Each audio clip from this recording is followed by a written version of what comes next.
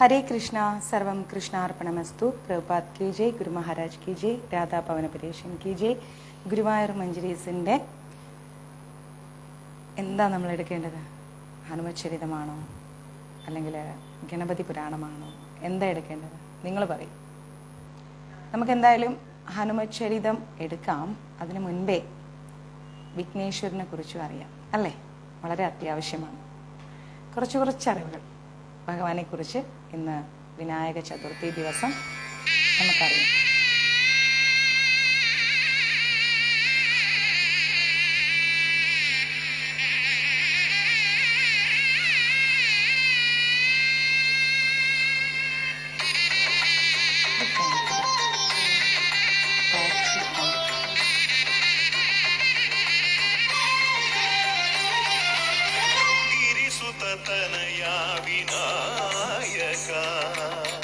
വിഘ്നങ്ങളകറ്റും ഭഗവാനേ,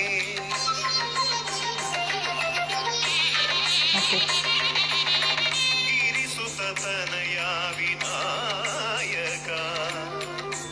വിജയ പ്രഭു പറയുന്നു ഗണേശ ഭഗവാനെ കുറിച്ച് 2 വാക്ക്.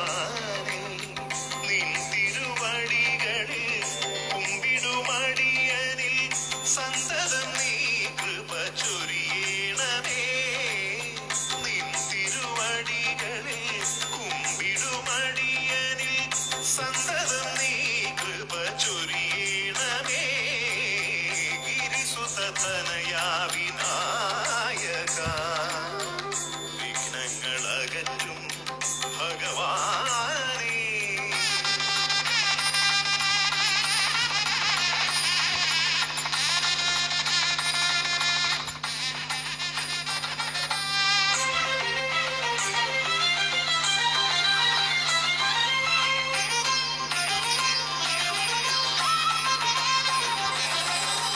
ഒന്നല്ല രണ്ടല്ലൊരായിരമല്ല നിൻ തിരുനാമ കീർത്തന സാരസ്വം.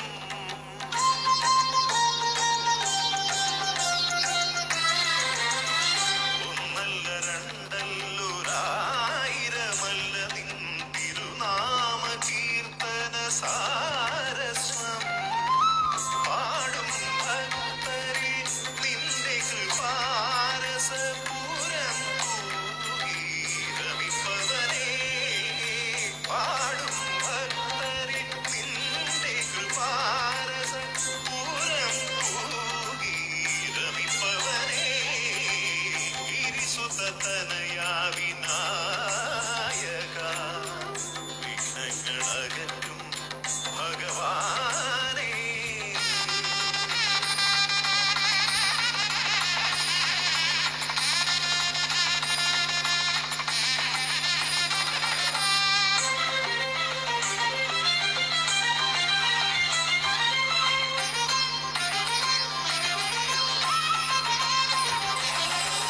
അരിമണികളിൽ ചെറുവിരലാൽ നിന്നെ ഞാൻ അക്ഷരമായി അറിഞ്ഞാദ്യം.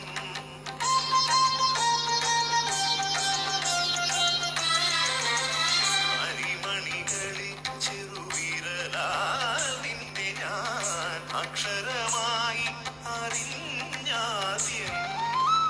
അരിമണി പോലെ ചെറുതാം ജീവനിൽ അറിവായി പൊരുളായി തീരണമേ. അരിമണി പോലെ ചെറുതാം ജീവനിൽ അറിവായി പൊരുളായി തീരണമേ. ഗിരിസുതനയാ വിനായക, വിഘ്നങ്ങളകറ്റും ഭഗവാനേ. നിൻ തിരുവടികളിൽ കുമ്പിടുമടിയനിൽ സന്തതം നീ കൃപ ചൊരിയണമേ. ഗിരിസുതനയാ വിനായക, വിഘ്നങ്ങളകറ്റും ഭഗവാനേ.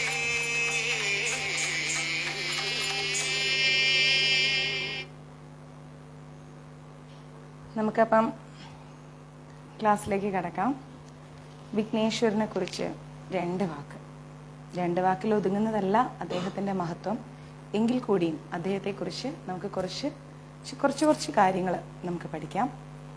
വിഘ്നേശ്വരൻ എന്ന് പറഞ്ഞു കഴിഞ്ഞാൽ നമ്മളല്ലെങ്കിൽ ഗണപതി എന്ന് വിളിക്കുന്നത് ഗണങ്ങൾക്ക് അധിപനായിട്ടുള്ളവൻ. മനസ്സിലായോ? ഗണങ്ങൾക്ക് അധിപതി ആരാണോ അദ്ദേഹത്തെയാണ് ഗണപതി എന്ന് വിളിക്കുന്നത്. എത്ര പേർക്ക് അറിയാമായിരുന്നു? അധിപനാണ് ഗണപതി. ഓക്കെ, ഗണേശൻ അഥവാ വിഘ്നേശ്വരൻ.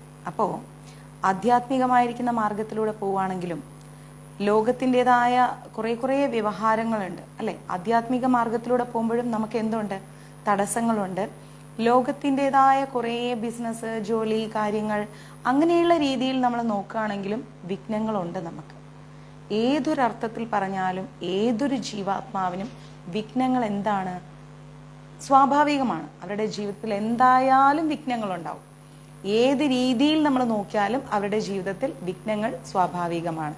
അപ്പോൾ അങ്ങനെയുള്ള വിഘ്നങ്ങൾ ഇല്ലാതെ ആകണമെങ്കിൽ ആരുടെ അനുഗ്രഹം വേണം? സാക്ഷാൽ ഗണേശ ഭഗവാന്റെ അനുഗ്രഹം വേണം. വിഘ്നേശ്വരന്റെ അനുഗ്രഹം ഉണ്ടെങ്കിൽ നമ്മുടെ ജീവിതത്തിലെ ആധ്യാത്മിക കാര്യങ്ങളിലെയും അതല്ല നമ്മുടെ ജീവിതത്തിലെ നോർമൽ ആയിട്ടുള്ള ലൈഫിലെ കാര്യങ്ങളാണെങ്കിലും എന്തായി? വിഘ്നങ്ങളെല്ലാം അകന്നു കിട്ടും. അതുകൊണ്ടാണ് ഗണപതി ഭഗവാനെ വിഘ്നേശ്വരൻ എന്ന് നമ്മൾ വിളിക്കുന്നത്.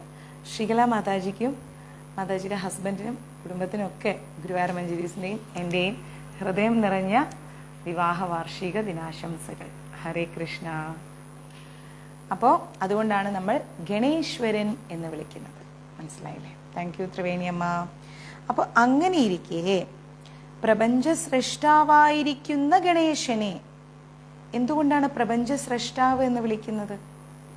പ്രപഞ്ചത്തിലുള്ള സമസ്ത ജീവജാലങ്ങളെയും സൃഷ്ടിച്ചിരിക്കുന്നത് ആരാണ്? ഭഗവാനാണ്. ആ ഭഗവാനിൽ തന്നെയാണ് ആര് കുടികൊള്ളുന്നത്? സാക്ഷാൽ വിഘ്നേശ്വരൻ കുടികൊള്ളുന്നത്. അദ്ദേഹവും ഭഗവാനിൽ നിന്ന് വന്നതാണ്. എല്ലാവരും ഭഗവാനിൽ നിന്ന് വന്നതാണ്. അപ്പം അങ്ങനെ നോക്കുമ്പോൾ ആ ഗണേശൻ മഹാഗണപതി എന്നും അറിയപ്പെടുന്നുണ്ട് ഇല്ലേ? ഗണപതിയുണ്ട്, മഹാഗണപതിയുണ്ട്. പൊതുവെ ക്ഷേത്രങ്ങളിലൊക്കെ ആരാധിക്കുന്നത് ആരെയാണ്? മഹാഗണപതിയെയാണ്.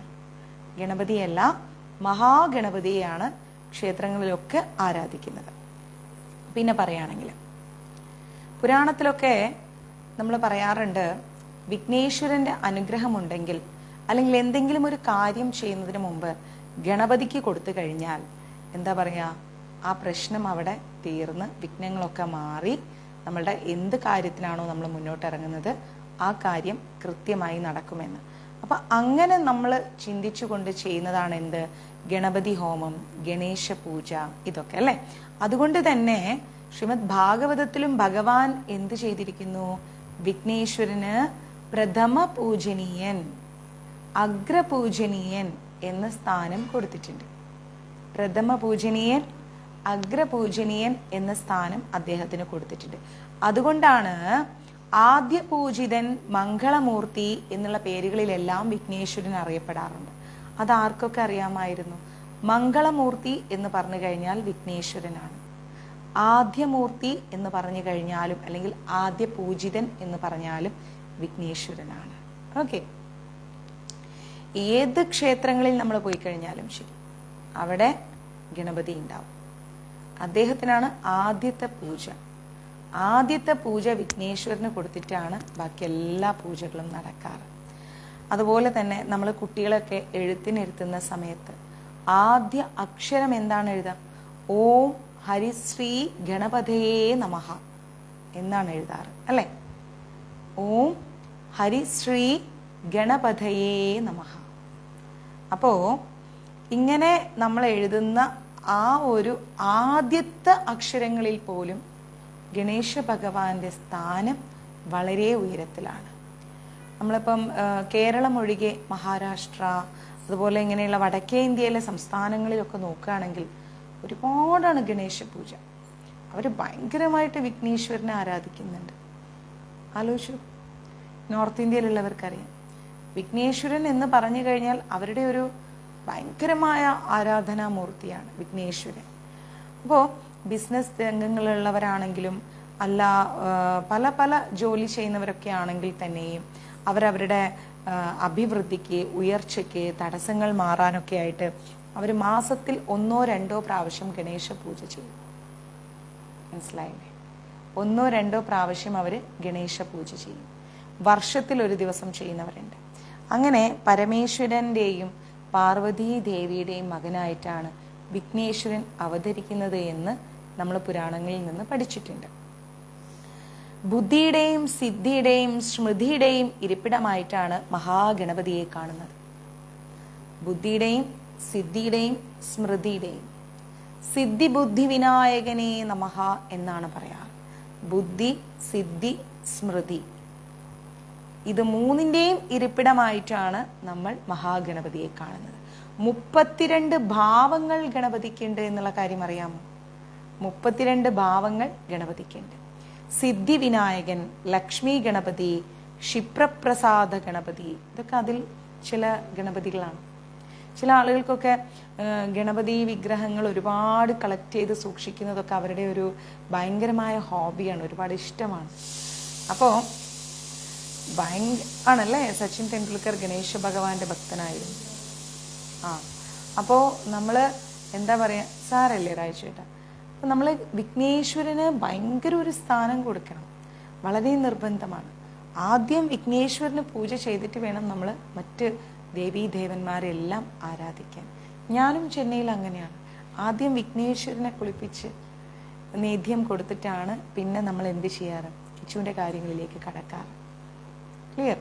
അപ്പോൾ എല്ലാവരും എന്ത് ചെയ്യണം, സിദ്ധി ബുദ്ധി വിനായകനേ നമഃ എന്ന് പ്രാർത്ഥിക്കണം. പ്രാർത്ഥിച്ചിട്ട് വേണം ഒരു ദിവസം തന്നെ സ്റ്റാർട്ട് ചെയ്യാൻ.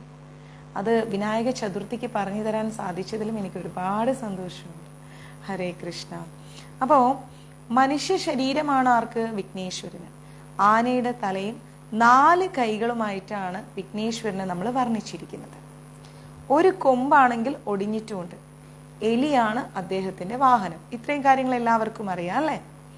ശൈവരെയും വൈഷ്ണവരെയും ഒരേപോലെ, ശൈവരായാലും ശരി വൈഷ്ണവരായാലും ശരി, അവർ ഒരുപോലെ ഗണപതി ഭഗവാനെ ആരാധിക്കുന്നുണ്ട്. ശൈവരും ആരാധിക്കുന്നുണ്ട്, വൈഷ്ണവരും ആരാധിക്കുന്നുണ്ട്. നമ്മൾ ആരാധിക്കണം, നമ്മളെല്ലാവരും വൈഷ്ണവരാണ്, നമ്മളും അദ്ദേഹത്തെ ആരാധിക്കണം. അപ്പോ ഇങ്ങനെ എല്ലാവരുടെയും, ശൈവരുടെയും വൈഷ്ണവരുടെയും ഇഷ്ടപ്പെട്ട ഒരു പ്രധാന ദേവനായി എന്താ പറയാ, ഗണപതി മാറിയിരിക്കുകയാണ്. അതുകൊണ്ട് തന്നെ ഗണപതിയെ ആരാധിക്കുന്ന വ്യക്തികൾ ആരായാലും അവരെ ഗാണപത്യന്മാർ എന്നാണ് പറയുന്നത്. എന്താ പറയാ? ഗാണപത്യന്മാർ.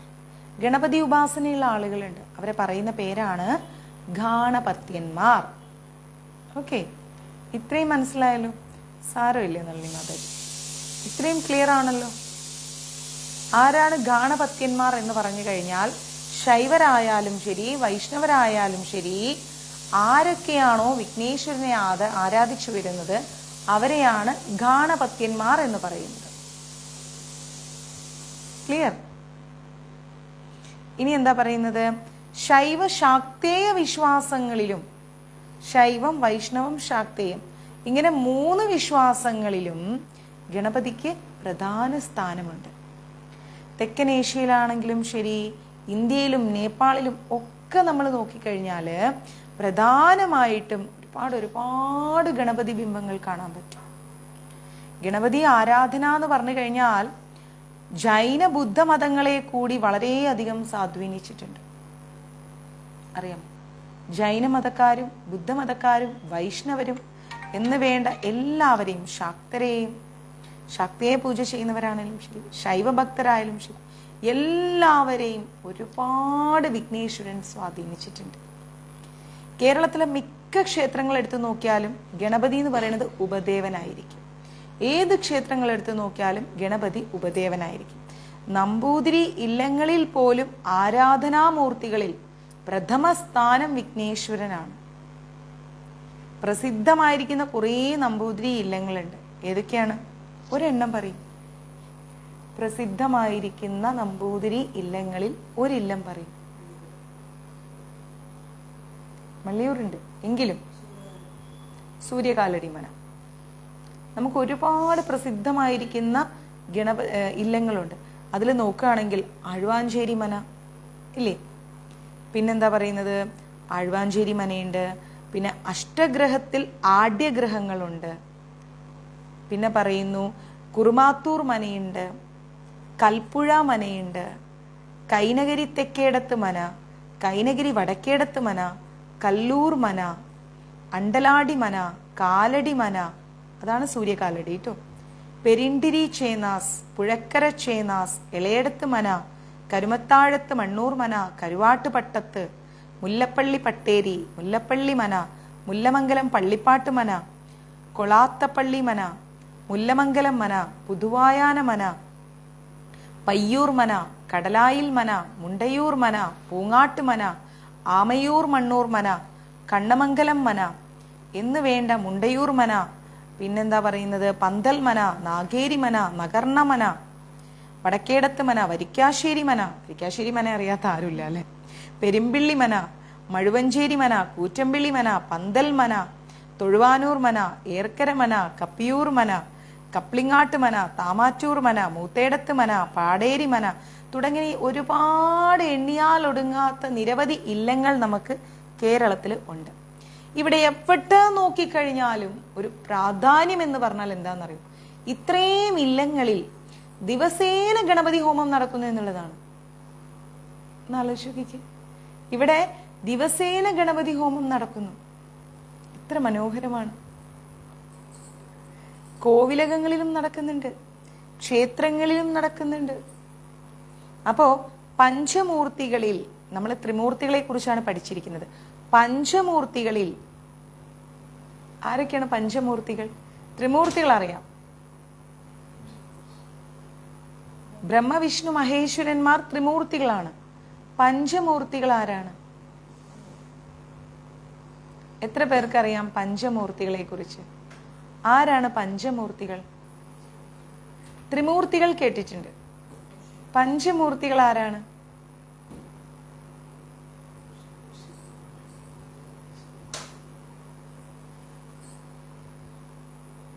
ആലോചിച്ചു, ത്രിമൂർത്തികളെ നമുക്കറിയാം, പഞ്ചമൂർത്തികൾ ആരാ?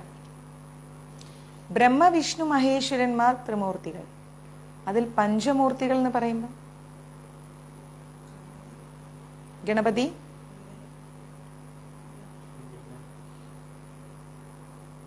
ഇനി എല്ലാവരുടെ പേരും ഇങ്ങനെ പറഞ്ഞുകൊണ്ടിരിക്കും. മാതാജി ഞങ്ങൾ കുറെ പേര് പറയാം, അതിൽ നിന്ന് മാതാജി സെലക്ട് ചെയ്തോളൂ. എൻ്റെ അമ്മക്കുട്ടി അറിയില്ല എന്ന് സാരില്ല കേട്ടോ. ഗണപതി, ശിവൻ, ഭഗവതി, വിഷ്ണു, ആദിത്യൻ. ഗണപതി, ശിവൻ, ഭഗവതി, വിഷ്ണു, ആദിത്യൻ. പഞ്ചഭൂതങ്ങളെല്ലാം പഞ്ചമൂർത്തികൾ. ത്രിമൂർത്തികളെ നമ്മൾ പഠിച്ചിട്ടുണ്ട്. ഇപ്പൊ പഞ്ചമൂർത്തികളെ പഠിച്ചില്ല. ആരൊക്കെയാ?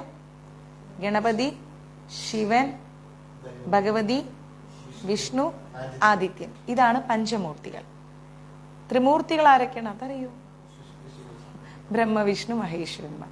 അപ്പോ ഈ പഞ്ചമൂർത്തികളിലും പ്രഥമ സ്ഥാനം ആർക്കാണ്? ഗണപതിക്ക്. അങ്ങനെ നോക്കേ നമ്മുടെ ഗണപതിക്ക് 32 ഭാവങ്ങളുണ്ട്. അറിയൂല ആർക്കാ? അഞ്ജു വിനോദ്. 32 ഭാവങ്ങളുണ്ട് ഗണപതിക്ക്. ആ 32 ഭാവങ്ങൾ എന്തൊക്കെയാണ്? ഓരോ പേരിലാണ് ഈ 32 ഭാവങ്ങളും അറിയപ്പെടുന്നത്. ആർക്കെങ്കിലും എഴുതിയെടുക്കണമെങ്കിൽ പെന്നും നോട്ടും എടുത്തോളൂ.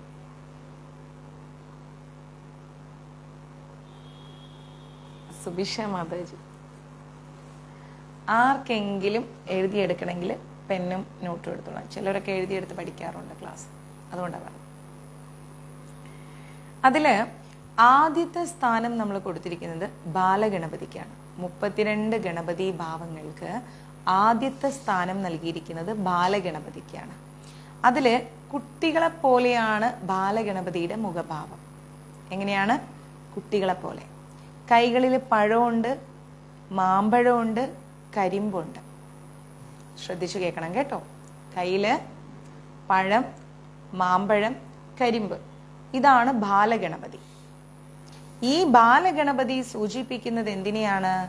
ഭൂമിയിലെ സമ്പദ് വ്യവസ്ഥയെയാണ്.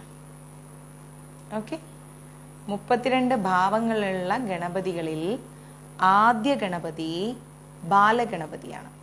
കയ്യിൽ പഴം, മാമ്പഴം, കരിമ്പ്, ഈ 3 കാര്യങ്ങളോട് കൂടിയിരിക്കുന്ന ഈ ഗണപതിയെ, കുട്ടികളുടെ മുഖത്തോടു കൂടിയുള്ള ഈ ഗണപതിയെ ഭൂമിയിലെ സമ്പദ് വ്യവസ്ഥയെയാണ് സൂചിപ്പിക്കുന്നത്. ഞാൻ പറയുന്നത് കേൾക്കുന്നുണ്ടോ? മനസ്സിലാവുന്നുണ്ടോ? ഇനി അടുത്തത് തരുണ ഗണപതി. തരുണ ഗണപതി എന്ന് പറഞ്ഞു കഴിഞ്ഞാൽ യുവത്വം തുളുമ്പിയ മുഖഭാവമാണ്. നല്ല യുവത്വമുള്ള മുഖഭാവമാണ് തരുണ ഗണപതിക്ക്. 8 കൈകളോട് കൂടിയ ഗണപതിയാണ് തരുണ ഗണപതി. ഇത് നിങ്ങൾക്ക് ബോറടിക്കുന്നുണ്ടോ? ഹനുമചരിതം എടുക്കണോ? ആണോ? ഹനുമചരിതം എടുക്കണോ? ഇത് ബോറടിക്കുന്നുണ്ടോ? ഗണപതിയെ കുറിച്ച് അറിയുന്നു? വേണ്ട മാതാജി, ഹനുമചരിതം എടുക്കാം. അങ്ങനെയാണോ? ഗണപതി തത്വം, ഗണേശ തത്വം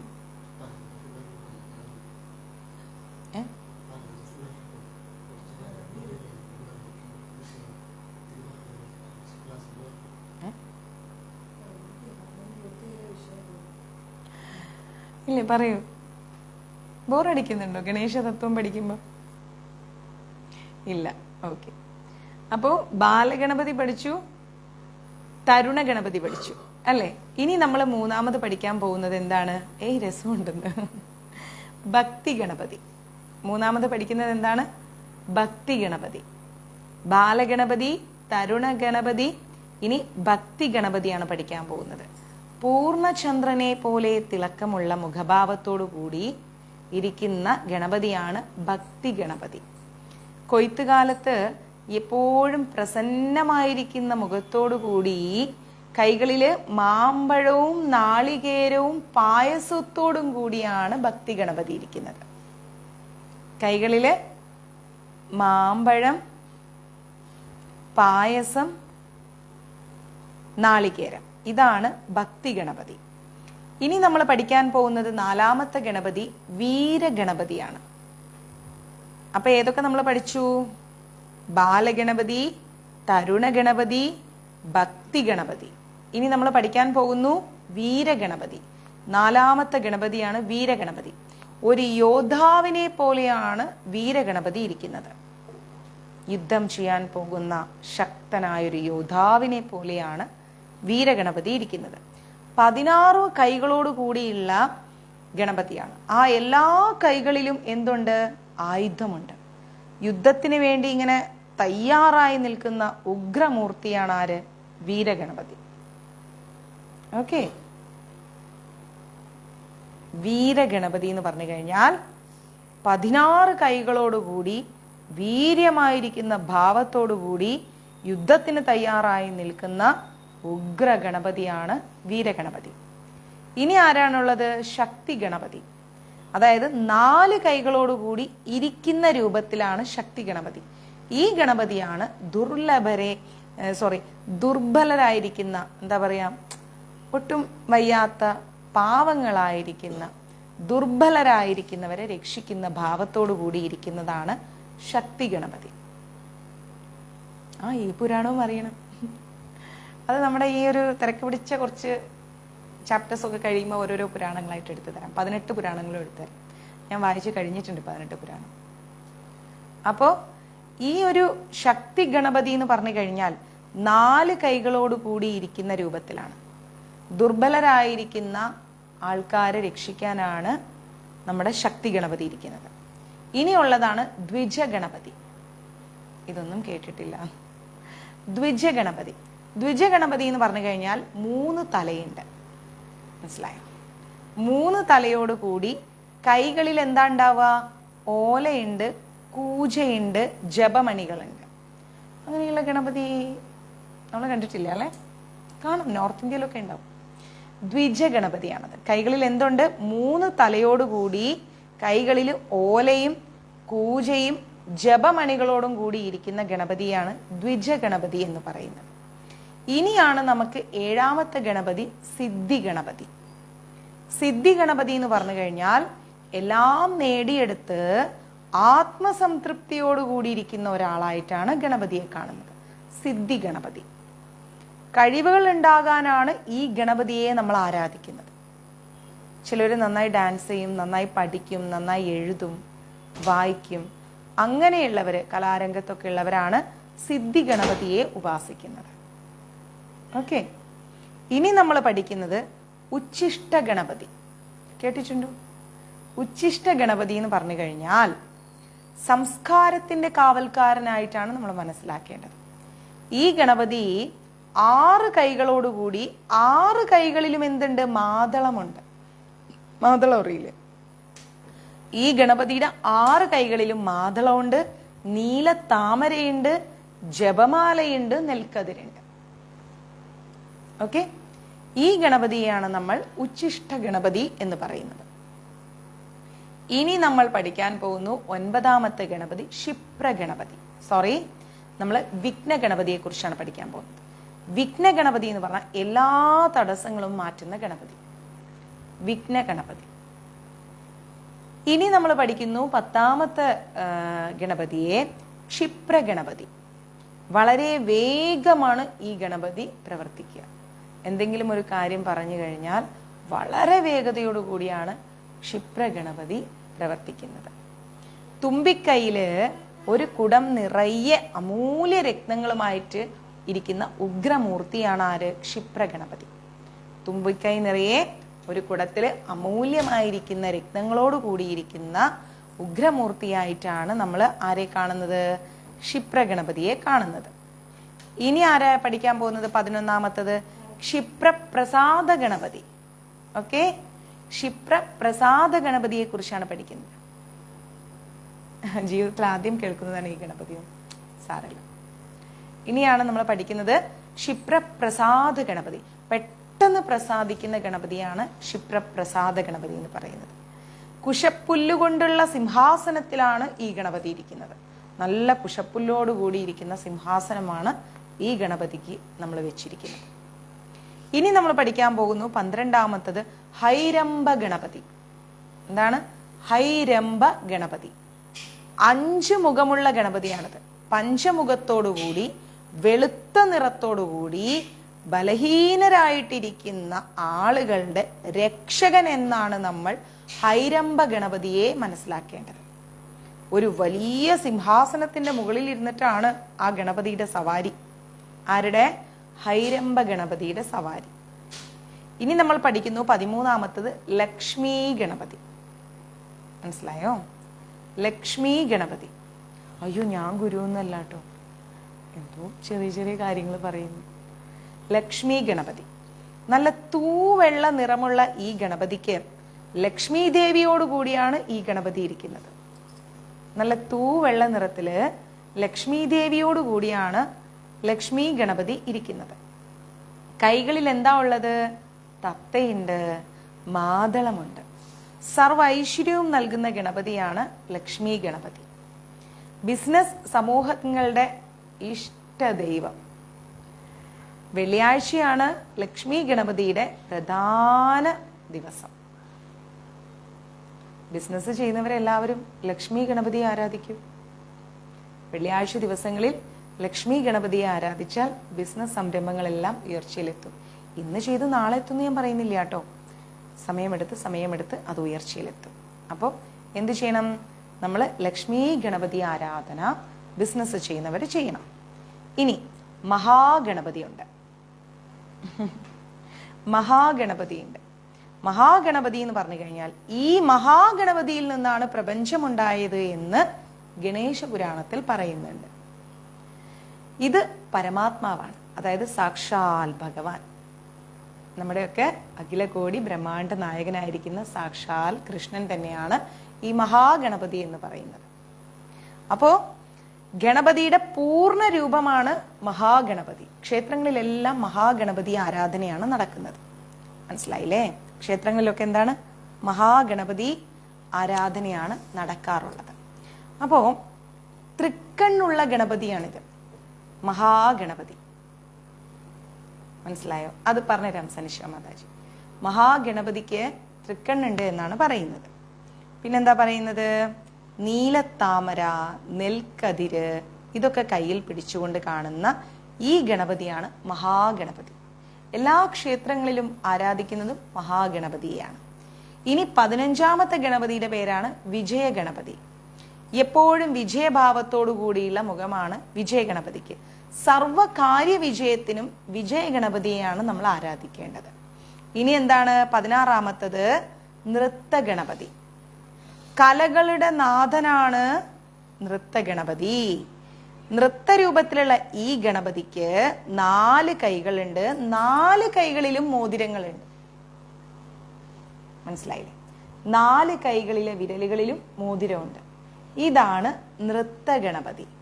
ഇനി 17ാമത്തതാണ് ഊർധ്വഗണപതി. ഊർധ്വഗണപതി എന്ന് പറഞ്ഞാൽ 6 കൈകളിലും നെൽക്കതിര്, താമര, കരിമ്പ്. ഇതാണ് ഊർധ്വഗണപതി. ഇനി 18ാമത്തെ ഗണപതി എന്ന് പറഞ്ഞു കഴിഞ്ഞാൽ ഏകാക്ഷര ഗണപതി എന്നാണ് പറയുന്നത്. തൃക്കണ്ണുള്ള ഗണപതിയാണത്. താമരയുടെ ആകൃതിയിൽ ഒരു എലിയുടെ പുറത്താണ് ഈ ഏകാക്ഷര ഗണപതി ഇരിക്കുന്നത്. ഇനി 19ാമത്തേത് എന്താ? വരദ ഗണപതി. ഈ ഗണപതി കയ്യിൽ തേനുമായിട്ടാണ് ഇരിക്കുന്നത്. വരദ ഗണപതി ഇരിക്കുന്നത് കയ്യിൽ എന്താ ഉള്ളത്? തേനുമായിട്ടാണ് ഇരിക്കുന്നത്. ഓക്കെ. ഇനി 20ാമത്തത് ത്രയാക്ഷര ഗണപതി എന്നാണ് പറയുന്നത്. ത്രയാക്ഷര ഗണപതി എന്ന് പറയാൻ ഈ ഗണപതിയുടെ പൊട്ടിയ കൊമ്പും ഉണ്ട്, തുമ്പിക്കൈയിൽ മോദകമുണ്ട്. ഇതാണ് ത്രയാക്ഷര ഗണപതി എന്ന് പറയുന്നത്. ഇനി 21ാമത്തത് ഹരീന്ദ്ര ഗണപതി. ഒരു പീഠത്തിന്റെ മുകളിൽ ഇരിക്കുന്ന രീതിയിലാണ് ഹരീന്ദ്ര ഗണപതി ഇരിക്കുന്നത്. ഇനി 22ാമത്തത് ഏകദന്ത ഗണപതി എന്ന് പറയാം. ഈ ഗണപതി നീല നിറത്തോടു കൂടിയാണ് ഇരിക്കുക. ലഡുവാണ് പ്രസാദം. ആ ഗണപതിയുടെ പേരെന്താണ്? ഏകദന്ത ഗണപതി. ഇനി 23ാമത്തത് സൃഷ്ടി ഗണപതി. ഈ ഗണപതി എന്ന് പറഞ്ഞാൽ ചുവന്ന നിറത്തോടു കൂടിയുള്ള ഗണപതിയാണ്. എല്ലാം സൃഷ്ടിക്കുന്ന ഗണപതി ഇതാണ്, സൃഷ്ടി ഗണപതി. ഇനി 24ാമത്തത് ഉദ്ദണ്ഡ ഗണപതി എന്നാണ് പറയുന്നത്. ഞാൻ ഒരു ഗണപതിയെ മാത്രമേ കേട്ടിട്ടുള്ളൂ.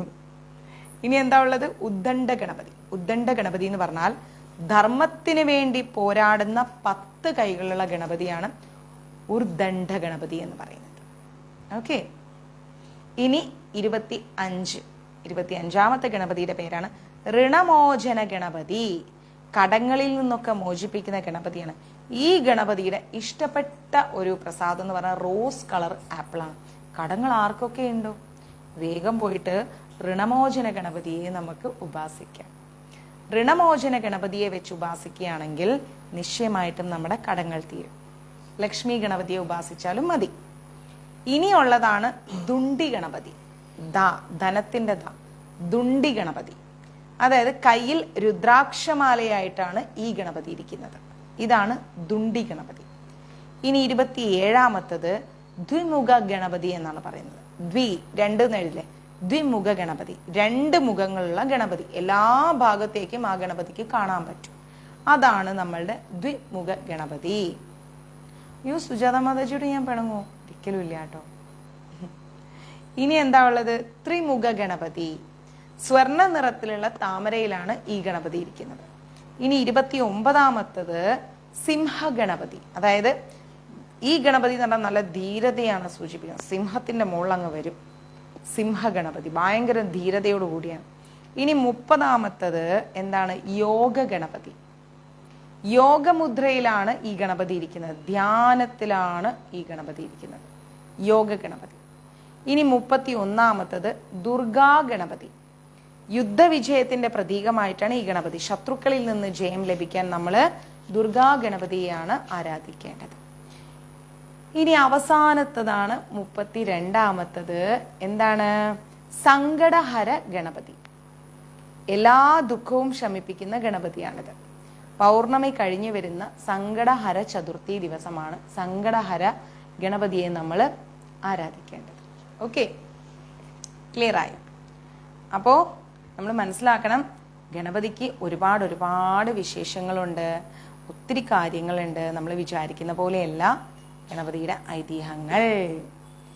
ഒരിക്കല് പുരാണങ്ങളിൽ നിന്നെടുത്ത ഒരുപാട് കഥകൾ നമ്മൾ പഠിക്കുന്നുണ്ട് അല്ലെ? അതിലൊന്നാണ് പാർവതി ആദിമൂല ഗണപതിയെ തപസ് ചെയ്ത് പ്രത്യക്ഷപ്പെടുത്തിയിട്ട് പാർവതി ദേവി ആദിമൂല ഗണപതിയെ തപസ് ചെയ്ത് പ്രത്യക്ഷപ്പെടുത്തിയിട്ട് എൻ്റെ മകനായി പിറക്കണം എന്ന് ആവശ്യപ്പെട്ടു. പാർവതി ദേവിയുടെ മകനായിട്ട് പിറക്കണം. എന്താണ്? ഇതൊക്കെ പ്രതിഷ്ഠ ഉണ്ടാവും. നോർത്ത് ഇന്ത്യയിലൊക്കെ ഉണ്ടാവും, പ്രതിഷ്ഠ ഉണ്ടാവും. പ്രതിഷ്ഠ ഇല്ലാതിരിക്കില്ല. പാർവതി ദേവി എന്ത് ചെയ്തു? മഹാഗണപതിയെ പൂജ ചെയ്ത് പ്രത്യക്ഷപ്പെടുത്തിയിട്ട് പറഞ്ഞു, എൻ്റെ മകനായിട്ട് പിറക്കണം എന്ന് പറഞ്ഞു. അങ്ങനെ പാർവതി ദേവിയുടെ മകനായിട്ട് ആദിമൂല മഹാഗണപതി ഉണ്ണി ഗണേശനായി ജനിച്ചു എന്നാണ് പറയുന്നത്. അങ്ങനെ ഒരു കഥയുണ്ട്. മറ്റൊരു കഥ എന്താന്ന് ഓർത്തു കഴിഞ്ഞാൽ, കൈലാസനാഥനായിരിക്കുന്ന പരമശിവന്റെ അടുത്ത് പോയിട്ട് ദേവന്മാരും ക്ലാസ് എടുക്കാന്ന് പറഞ്ഞു.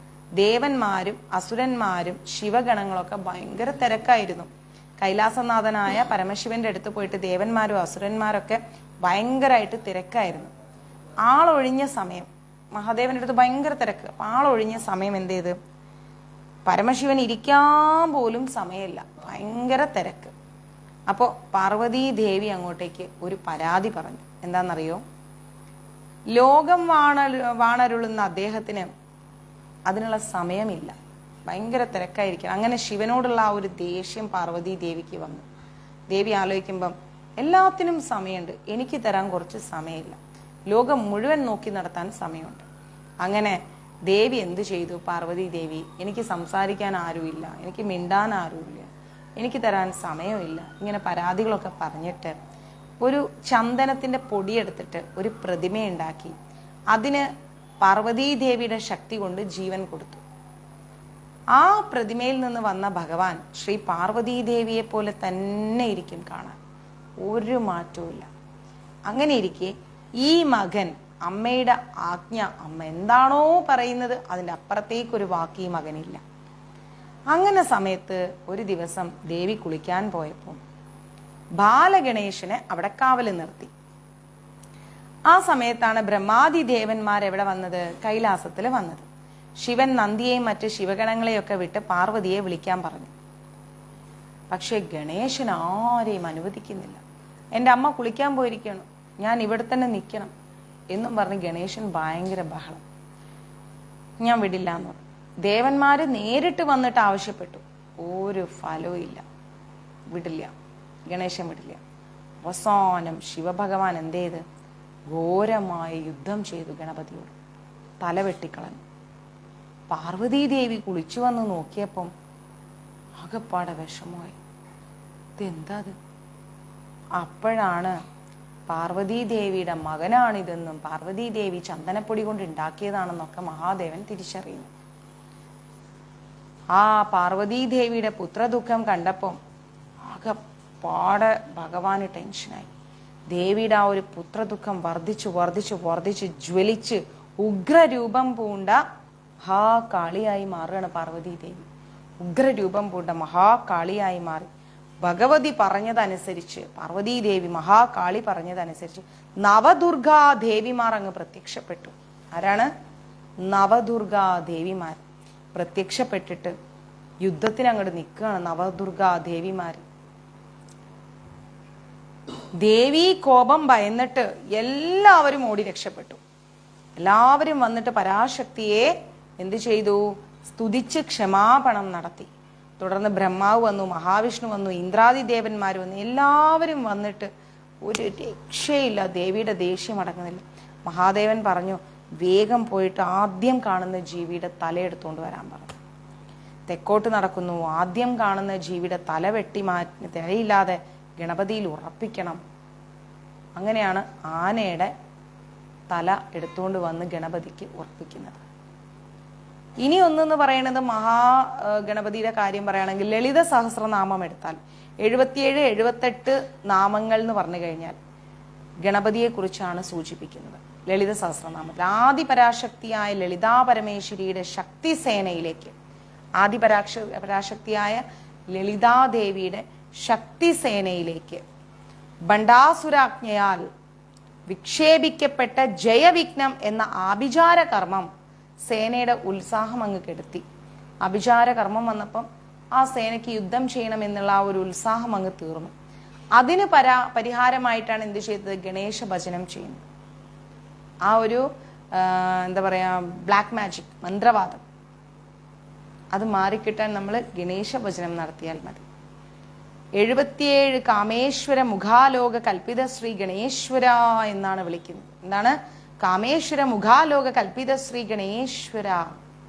ഭർത്താവായിരിക്കുന്ന കാമേശ്വരന്റെ, അതായത് മഹാദേവന്റെ മുഖത്തേക്ക് ലളിതാ പരമേശ്വരി നോക്കിയപ്പോൾ ആ ഭാവനയിൽ നിന്ന് ഗണപതി രൂപമെടുത്തു എന്നാ പറയുന്നത്. ഗണപതിക്ക് ആനയുടെ തലയെ കിട്ടിയതിനെ കുറിച്ച് വേറെയും കുറെ കഥകളുണ്ട് കേട്ടോ. ഒരിക്കല് പാർവതി എന്ത് ചെയ്തു? പാർവതി ദേവി വന്നിട്ട് ശനിയെ കാണിച്ചു കൊടുത്തപ്പം ശനിയുടെ ആ ഒരു ദുർശക്തി കൊണ്ട് ഗണപതിയുടെ തല അങ്ങ് കരിഞ്ഞുപോയി. ശനിദേവനെ കൊണ്ടുപോയി പാർവതി ദേവി ഗണപതിക്ക് കാണിച്ചു കൊടുത്തു. ശനിയുടെ ആ ഒരു ദുർശക്തി കൊണ്ട് ഗണേശ്വരന്റെ തല അങ്ങ് കരിഞ്ഞുപോയി. ആ സ്ഥാനത്തേക്ക് മറ്റൊരു ആനത്തല വെച്ചു എന്നുള്ളതും ഒരു പുരാണത്തിൽപ്പെട്ട കാര്യമാണ്. പിന്നേന്ന് പറയുമ്പം ശിവനും പാർവതിക്കും കാവൽ നിന്ന ഗണപതി ഭഗവാനെ കാണാൻ വന്ന പരശുരാമനെ തടഞ്ഞു നിർത്തി. എന്താ ചെയ്തത്? ഹരേഷ്ണാമൻ എന്താ ചെയ്തത്? ഗണപതി പരശുരാമൻ മഹാദേവനെ കാണാൻ വന്നപ്പോ പരശുരാമനെ ഗണപതി തടഞ്ഞു നിർത്തി. ഇതിൽ ദേഷ്യം വന്ന പരശുരാമൻ എന്ത് ചെയ്തു? അദ്ദേഹത്തിന്റെ മഴുവെടുത്ത് ഗണപതിയുടെ കൊമ്പങ്ങ് മുറിച്ചു കളഞ്ഞു. സൂപ്പർ വിജയ മാതാജി. കൊമ്പങ്ങ് മുറിച്ചു കളഞ്ഞു. ഇങ്ങനെയും ഒരു കഥയുണ്ട്. ഇങ്ങനെയാണ് ഗണപതി ഒറ്റക്കൊമ്പനായതെന്നാണ് പറയുന്നത്. വേദവ്യാസൻ പറഞ്ഞുകൊടുത്ത് ഗണപതിയാണ് മഹാഭാരതം എഴുതിയത് എന്നും നമുക്ക് ഉറപ്പാണ്. വ്യാസമുനി പറഞ്ഞു കൊടുത്തിട്ട് മഹാഗണപതിയാണ് എന്തെഴുതിയത്? മഹാഭാരതം എഴുതിയത്. എഴുതിക്കൊണ്ടിരിക്കുമ്പോൾ എഴുത്താണി ഒടിഞ്ഞു പോയതുകൊണ്ട് ഗണപതി ഭഗവാൻ എന്ത് ചെയ്തു? സ്വന്തം കൊമ്പൊടിച്ച് എഴുതി എന്നും അങ്ങനെയാണ് ഒറ്റക്കൊമ്പനായത് എന്നും ഒരു കഥയുണ്ട്. മനസ്സിലായില്ലേ? ഗണപതി ഭഗവാൻ ഏറ്റവും ഇഷ്ടപ്പെട്ട പൂജാദ്രവ്യം എന്ന് പറയുന്നത് കറുകയായിട്ട് മാറിയുണ്ട്. കറുകമാലയാണ് അല്ലെ? അത് കറുകയായി മാറിയതിന് പിന്നിൽ ഒരു കഥയുണ്ട്. എന്താന്ന് പറഞ്ഞാൽ, ഒരിക്കൽ അനലാസുരൻ സ്വർഗലോകത്ത് പോയിട്ട് പ്രശ്നങ്ങൾ ഉണ്ടാക്കി. അനലാസുരൻ എന്ന് പറയുന്ന ഒരസുരൻ സ്വർഗലോകത്ത് പോയിട്ട് കുറേ പ്രശ്നങ്ങൾ ഉണ്ടാക്കി. ആ അസുരന്റെ കണ്ണിൽ നിന്ന് വന്ന അഗ്നിയിൽ എല്ലാം ചാമ്പലായിക്കൊണ്ടിരിക്കുകയാണ്. ഇതിൽ നിന്നും രക്ഷപ്പെടാൻ വേണ്ടി ദേവന്മാർ എന്ത് ചെയ്ത്? മഹാഗണപതിയുടെ അടുത്ത് പോയിട്ട് അഭയം പറഞ്ഞു.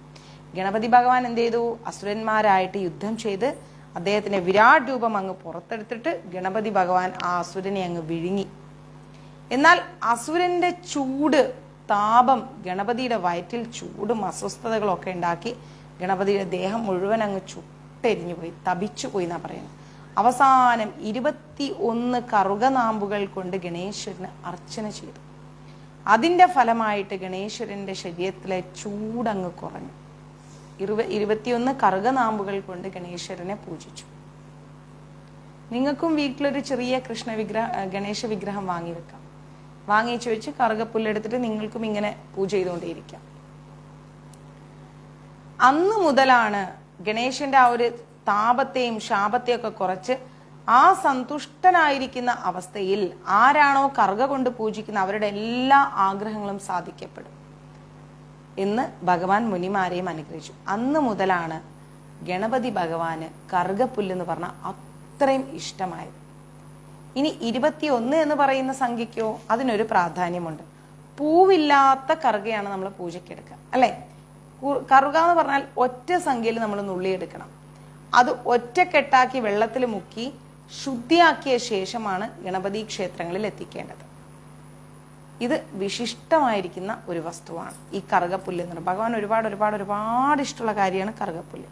അപ്പോൾ ഇതൊക്കെ ഒന്ന് നമ്മൾ പഠിക്കണം, പഠിക്കാതെ വിടരുത്. ഇതൊക്കെ നമ്മൾ അറിഞ്ഞിരിക്കണം. ഇനിയും ഗണപതിയെക്കുറിച്ച് പറയുകയാണെങ്കിൽ ഒരുപാട് പറയാനുണ്ട്. പക്ഷെ ഒരു കുട്ടി ക്ലാസ് ആയിക്കോട്ടെ എന്ന് വിചാരിച്ചിട്ടുണ്ട്. ഓക്കെ, നിങ്ങൾക്ക് ബോറടിക്കാൻ പാടില്ല. ഈ അമ്പിളി മാതാജി ആണെങ്കിൽ എന്തെങ്കിലും കിട്ടിക്കഴിഞ്ഞാൽ പിന്നെ ഒരു രക്ഷയില്ല എന്നാർക്കും ചിന്തിക്കാം. അതുകൊണ്ടാണ് ഒരു കുട്ടി ക്ലാസ് എടുത്തിട്ട് പോകുന്നത്.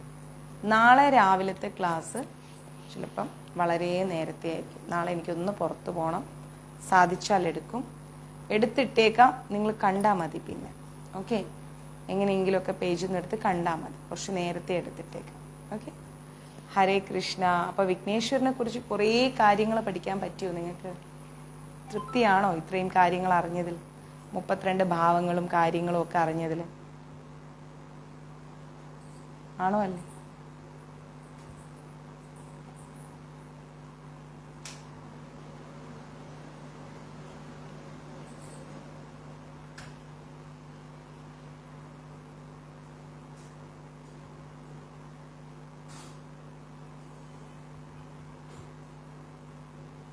മനസ്സിലായോ?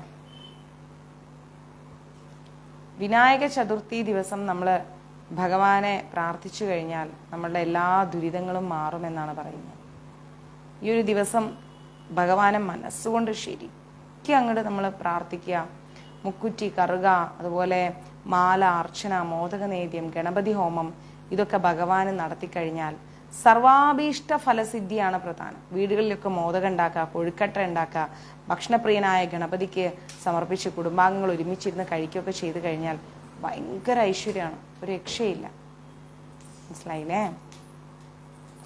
അപ്പോൾ വിഘ്നേശ്വരനെ കുറിച്ച് കുറച്ച് കാര്യങ്ങൾ പറഞ്ഞു തന്നു. ഈ കാര്യങ്ങളെല്ലാം മനസ്സിൽ വെക്കുക. നാളത്തെ ക്ലാസ് എടുക്കാം നമുക്ക്. ഇന്നിപ്പോൾ ഇത്രയും പോട്ടെ ഈ ക്ലാസ്, അല്ലേ?